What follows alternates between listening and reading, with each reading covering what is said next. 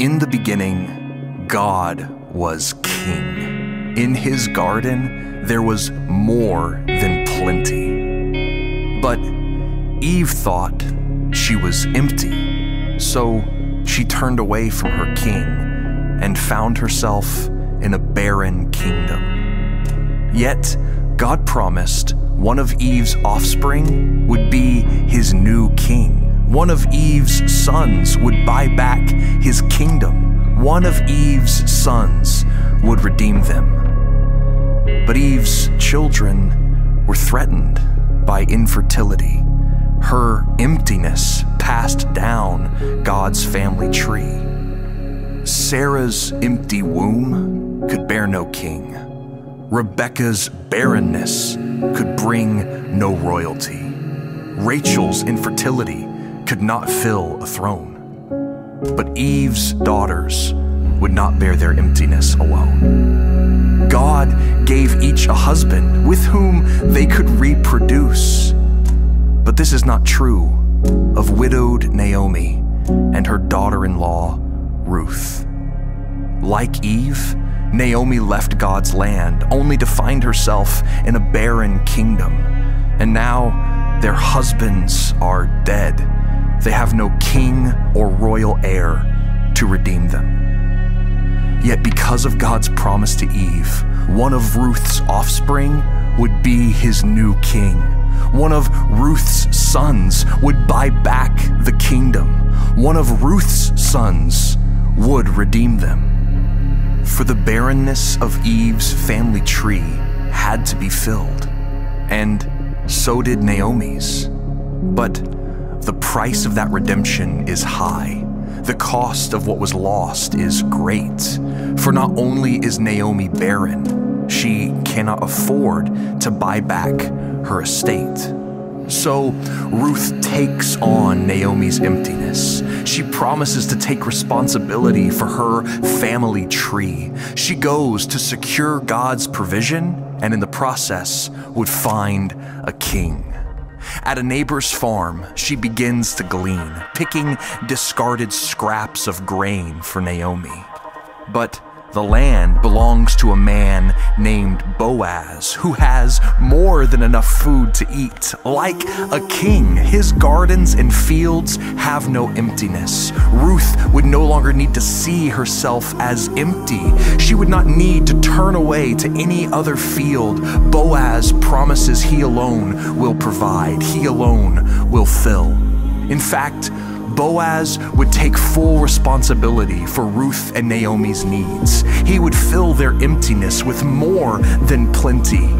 Yet, the main way God would provide for Ruth and Naomi wouldn't be through the food Boaz provides, but through his family line. For Ruth comes to find that this man who had so generously gone out of his way to feed her was in Naomi's family tree.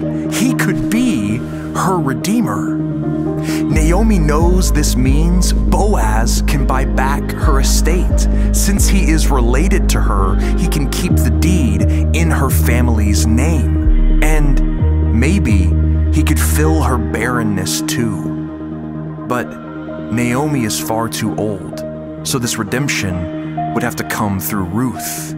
If Boaz takes her as his wife, their child would save Naomi's line.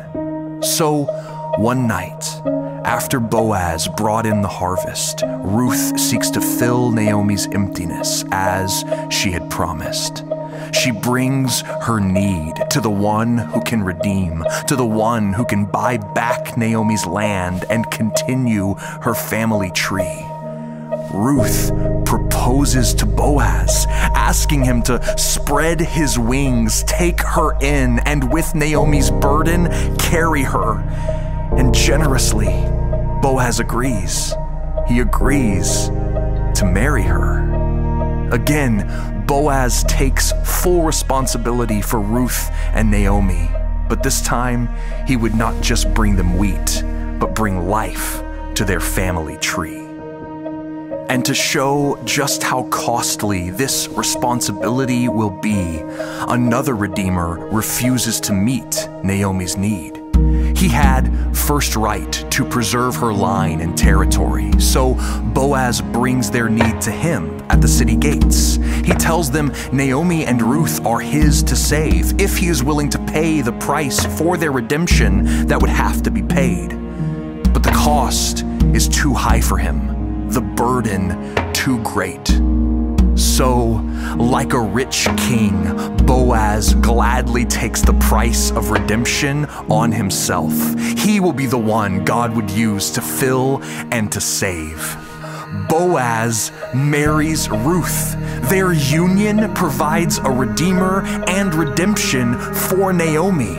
Ruth is no longer empty, for she has turned to her rich groom. Boaz will give her a child. He will fill Ruth's womb. But Ruth passes down her fullness to Naomi's family tree and emptiness. She would give up her only son to fill Naomi's barrenness.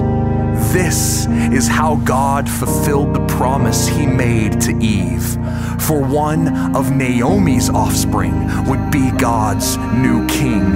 One of Naomi's sons would buy back the kingdom. One of Naomi's sons would redeem them. This is how God has always acted. For Sarah's empty womb would bear a king.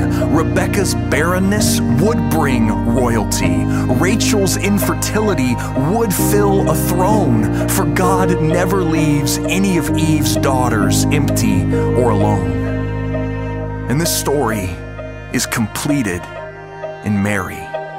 She's another woman, a virgin with another empty womb. But this time, there is no husband, and there is no one like Ruth. So God himself would be Mary's rich groom.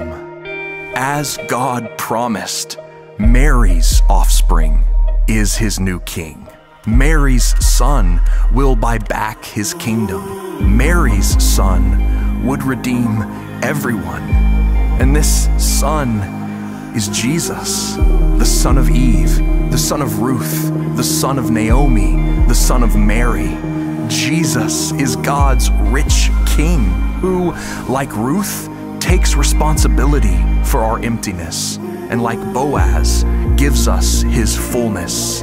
At great cost to himself, Jesus, God's only son, fills all our barrenness. Now we can come to Jesus like Ruth came to Boaz.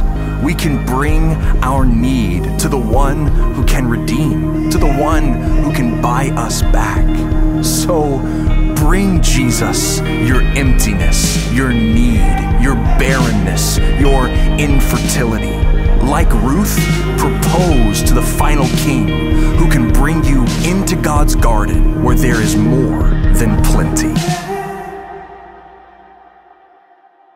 Hey everyone, I'm David with Spoken Gospel. Thank you so much for watching our video introducing the book of Ruth. We are Spoken Gospel, a nonprofit dedicated to speaking the gospel out of every corner of Scripture through videos like this and other resources. If you want to learn more about Spoken Gospel or join us in making these videos and other resources for free, you can go to spokengospel.com.